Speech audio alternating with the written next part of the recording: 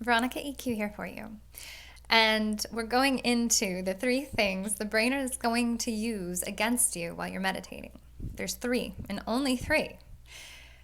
Now, of course, we need to go back to remember, because I can't emphasize it enough, that our focus, our intention with meditation is just to become the observer, to be in our center, to recognize that we are not our thoughts.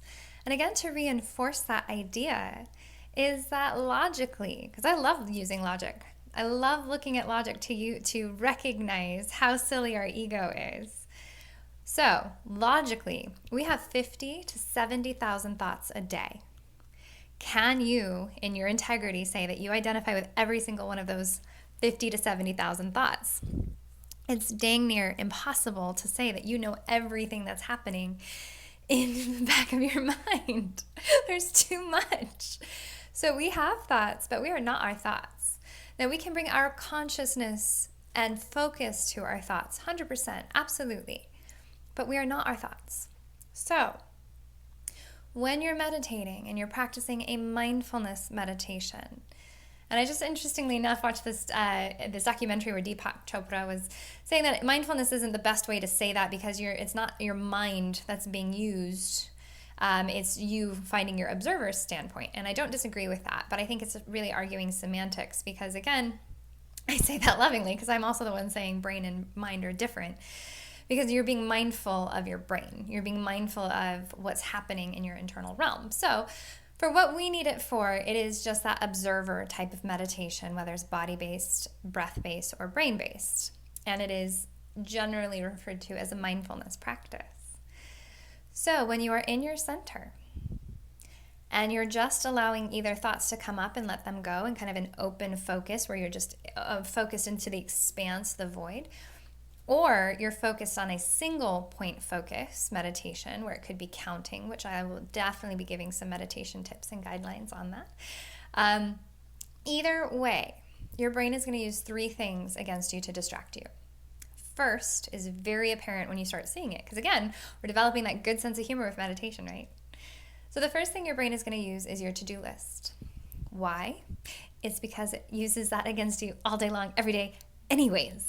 And then it pulls you into the future and it gives you anxiety. And it causes you to have a reaction to want to get up and move and go start taking care of that to-do list. Now, my yoga teacher says it this way. This was a yoga teacher from past that I still admire this saying. When you're on your yoga mat, those 4 corners, that is your world. And until your practice is done, that is your world. Everything else can wait. It will be there. I promise you, the world will keep turning if you sit for just a little bit longer. So when you are meditating, your sit bones, wherever you're at, that chair, that meditation cushion, that is your world. And until your timer goes off, that is what you are focused on doing. And the less you react to that pull to the future and that anxiety, the less reactive you're going to be in the future to other external stimuli. So the second thing it's going to use are your big feels. Now, I don't say this lightly. Our big feels do need to be addressed. If your brain can't get you with the to-do list, it's going to almost kind of like yell down to the body and say, hey, body, I'm not getting her with the anxiety that usually gives her that spark. And you can feel anxiety or him to get up and go. He's not responding. So the brain goes, well, let's try a different avenue. And we'll yell down to the body consciousness because they are different. And I go into that in different videos. And says, hey, body, she's not responding. Give her something to make her stomach churn or give her something to make her sad. And so the body's like, okay, I'll release those chemicals. Just give me a memory. And the brain's like, I got the perfect one. Actually, this person made her angry 3 days ago at the grocery store. I'm going to bring up that memory. So the brain actually will bring up the memory. So the body has an ability to have a reason to have a chemical response to that memory, even though that stimuli is not in front of you whatsoever. So it pulls you into the big feels. Now again, the practice is to just stay centered, to observe how it's triggering you. Because again, the less you become triggered internally, the less you're going to be triggered externally. So just notice it. And I kind of, my brain, I think of it like a computer screen. I have multiple tabs running. And yes, I generally know which one is playing the music and mute it. Sometimes not so much. But then you take it and say, okay, mental note, I need to address that anger issue I had 3 days ago. I'll do a Ho'oponopono practice or deepen my forgiveness practice tonight. And I'm going to mental note that. But right now I'm still meditating, and you bring your attention back. Now, it is important, if you're going to mental note to deal with that, you need to deal with that. This is a practice to be aware of that. If you tell yourself you're going to do something, you need to do it.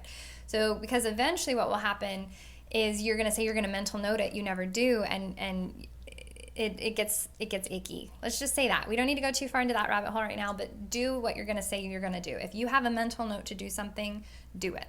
Deal with that anger issue. Now, the last piece your brain is going to use against you.